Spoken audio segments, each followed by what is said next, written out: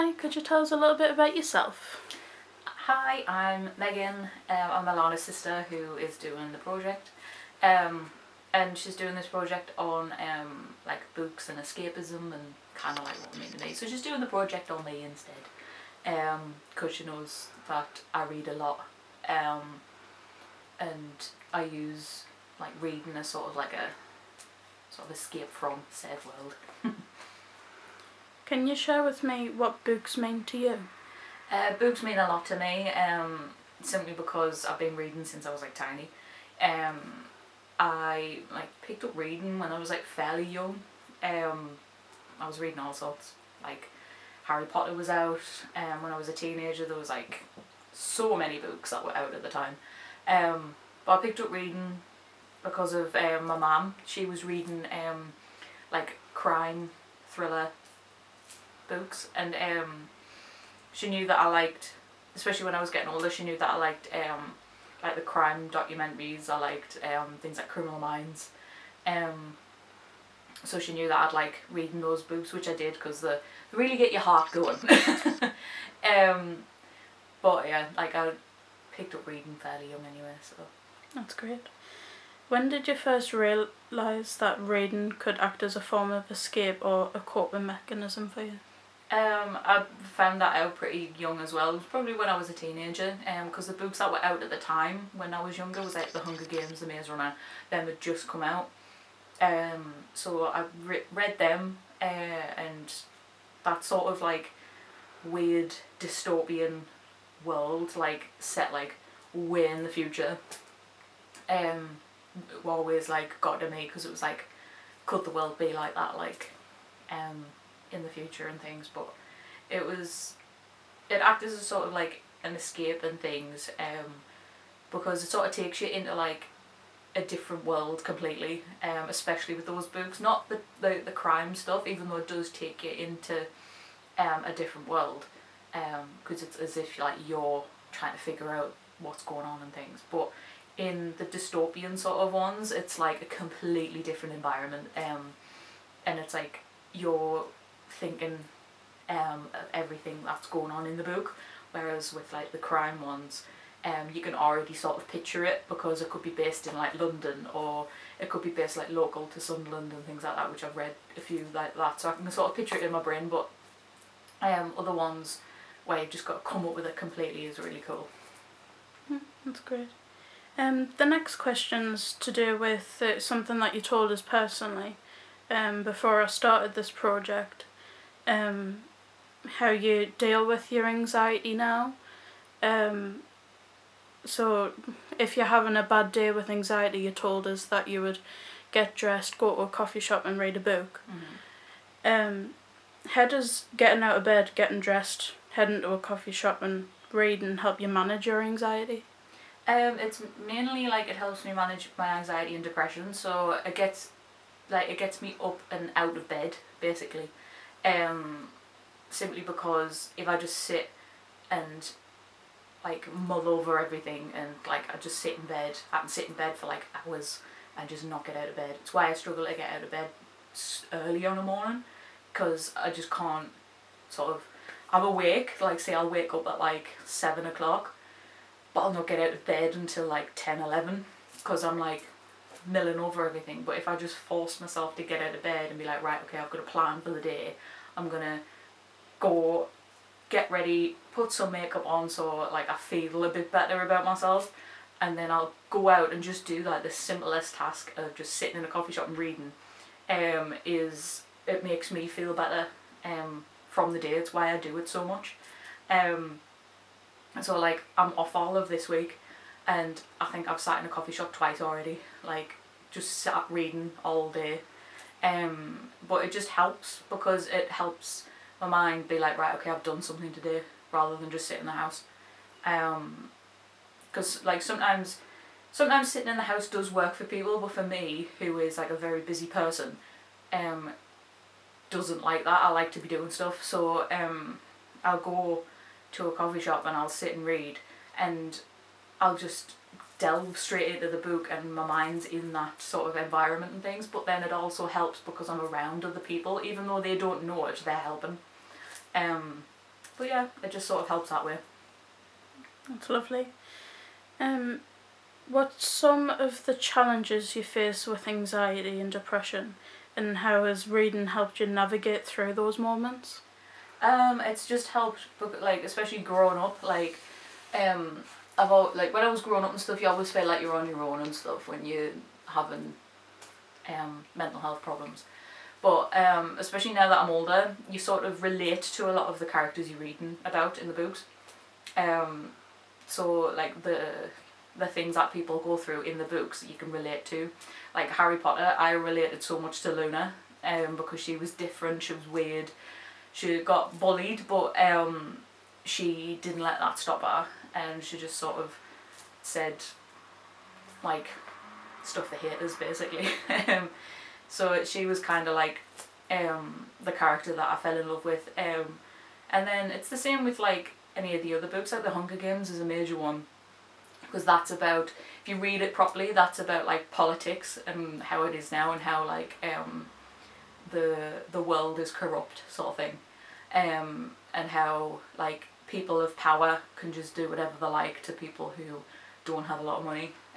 So that's basically what The Hunger Games is about. It's like about showing that people who don't have a lot of money are still just as strong as the people who do. And it is like it's a lot more powerful story than just that, but it is mainly that.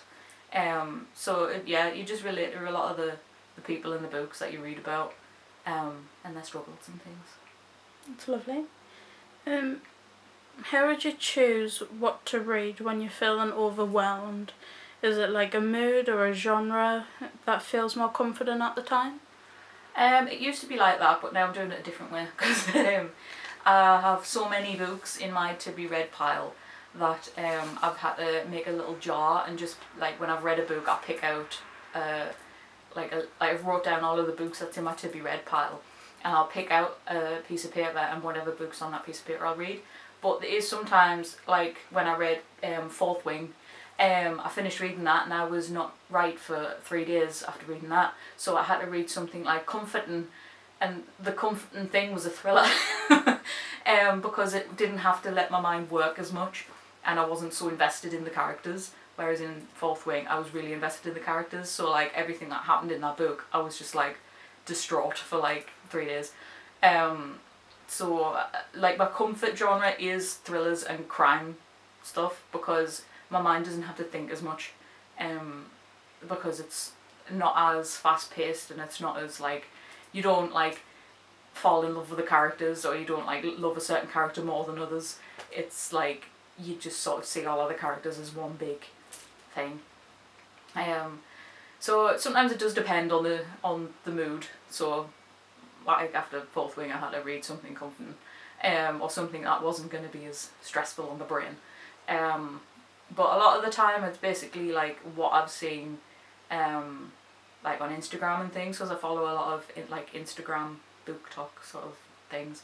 So it's whatever I've seen on there that I'll in the same genre that I like, I'll be like, oh well, I quite like reading that, I'll give that a read. So I add it to me to be read pile, because I've got an app on my phone called Fable, and I just add everything to that. But yeah, it does depend on the genre sometimes, because sometimes you just want a nice relaxed book, so you'll read some sort of mystery book where you're like, oh, you're like thinking about it, but it's not as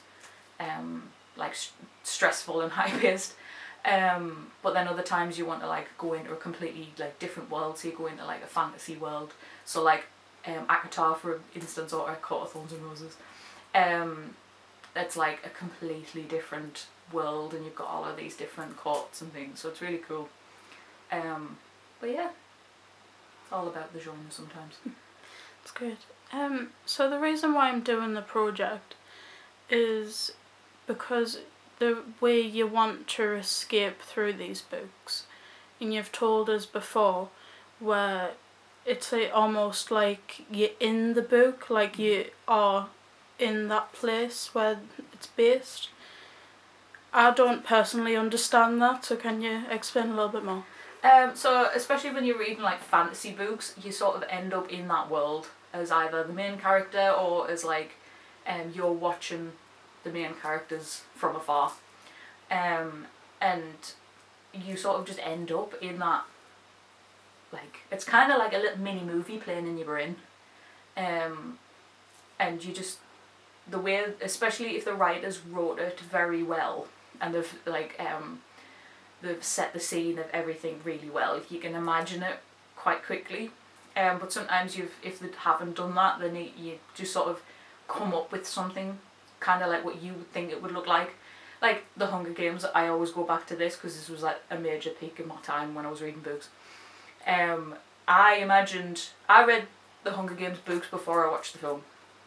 So when I read the books, I imagined the arena looking a certain way, but when I watched the film, it was completely different. But I liked my way better. But it happens in films, when they do the films, they'll change it. But it's nice to be able to imagine it your way, especially when you read stuff. But then you go back to books like Harry Potter, where the book is like, when you watch the films, it's exactly how it's written in the book, which is really cool as well, because you get to see your imagination come to life. But yeah, it's not, in my eyes, it's not difficult to do that. But I just enjoy it. I like coming up with different stories. I used to do it as a kid. I used to come up with different stories in my brain, like about like certain things. I used to basically make little mini movies in my head, but you can do that with books, and yeah, it's fun. What advice would you give to someone who struggles with anxiety and depression that might be looking for a form of escapism like you have found in reading? I would say, like, everybody says this, but you're not alone. I'm afraid. Like, a lot of people go through anxiety and depression. A lot of people go through it still for a very long time, such as me. I've had anxiety and depression since I was a teenager. I'm 28 years old now, so it's like, sometimes it's a long struggle, but other times it doesn't last as long. It just depends on the situation sometimes. But the advice I would give is, don't bottle it all up, because I did when I was younger, and I regret it, because it can turn into a form of like trauma, because you're not expressing that sort of feeling that you're having at the time. But yeah, I would definitely say speak to somebody, or like, even if it's not a family member or like a close friend, just somebody that you trust. Talk to them, or even go to counselling. I go to counselling. I still go to this day. Talk to them, but always find like little things that make you happy, that you enjoy. Like reading's one of mine. I do modelling as well. That's another thing I really enjoy. It gets me out of that sort of mindset of like that anxiety and depression sort of pushes on you. I enjoy doing that, because sometimes I get to bring the characters I've made in my head to life, which is really cool. But yeah, just coming up with different things that you really enjoy. If it's sports, get into that like as much as you can. If it's reading, read as much as you can. Find the perfect genre that you like. Do, like, if you enjoy drawing or painting, anything like that, make sure it's like a focal point of your life. So if you are feeling like that, and you are feeling down, or you are feeling like really rough, always go to that. So if you're having a bad day, start painting. If you're having a bad day, go out for a jog. Like, that sort of thing. Make sure you're getting up and doing things, because the worst thing you can do is sit and fester and not do anything. Because if you're anything like me, if you sit and do nothing, you beat yourself up about it. Even though you're allowed to sit and do nothing, you're allowed to just sit in the house and watch TV and watch movies and things like that. But if you're anything like me and you do that and you feel guilty about it and you stress about it and be like, oh my god, I've done nothing with my day, I've wasted a day, do something about it. Get up, do something, even if it's just going to a coffee shop like me. Like, just get up and do things, because your mind will thank you for it. That's lovely. How would you balance the need for escapism with the importance of facing overcoming challenges? Obviously I would say, like, don't make it like a massive, like, focal point. Like, yes, make, like, if reading's like your main thing, do loads of reading, but don't forget about anything else in your life. Like, don't forget about, like, seeing friends, don't forget about spending time with your family, because that can be massive on your mental health if you stop doing that. Because I'm not a social person. Like, I don't like being around people who I don't know. Like, I've got close friends and family, but that's it. However, if I can't see them, I go out and make sure I'm in a social setting, but not, like, having to talk to people. So, like, going to a coffee shop, I'm around people, I'm still getting their, like, sort of energy and things like that, and I'm still sitting there and listening to them, maybe listening into their conversations, but you just sort of, like, don't make it to the point where, like, you just isolating yourself the entire time, because that can be like, damaging. Always make sure there's a point where you see your friends, you sit and just chill with your family, even if you just sit and chill with your family on a night while they're watching EastEnders or something. Like, just being around people. You don't have to sit and talk to them, but it is better if you do. But if you can't bring yourself to do that, just being around people, having their energy around you, makes you feel so much better. Is there anything else about your relationship with books and escapism that you feel is more important to share with others who may be facing similar challenges?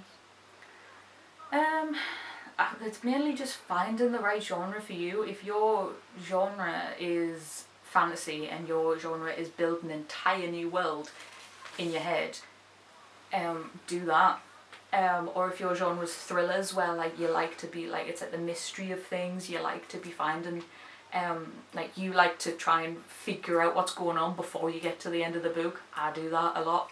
I'll read, like, murder mystery books, and I'll try and figure out who the killer is before the end of the book. And sometimes I get it right, sometimes I don't, sometimes it throws you a complete curveball, but that's good. Not figuring it out completely is great. There's some books that have thrown me massive curveballs and I've gone, what on earth? But it's, a lot of the time, you've just got to find what's right for you in books. Because a lot of the time you do connect with the characters, especially if it's a series of books. So, like, Fourth Wing, it's a series, and you do connect with the characters a lot, and there is a lot of... Rebecca Yarros seems to throw a massive curveball in the last 100 pages and I could kill her, but I love her for it as well. But it's just all about figuring out what's right for you. It doesn't necessarily have to be reading. It can be anything. You could be a writer if you wanted to be. Put down your own, like, movies that you make in your head. Write them down and you might be able to write the next book. Like, you never know. Make it into a thing that you want to do. Or, like I say, making things better for yourself, even if it's, like, sports you love. Figuring out what sport it is that you thrive in. It's all about finding what you thrive in. Even if to you it doesn't feel like a massive thing, to other people it is. But yeah, it's just trying to find what's best for you. That's great. Thank you for answering all of my questions. You're welcome. Just thank you for sharing your experiences and how you can help others. You're welcome.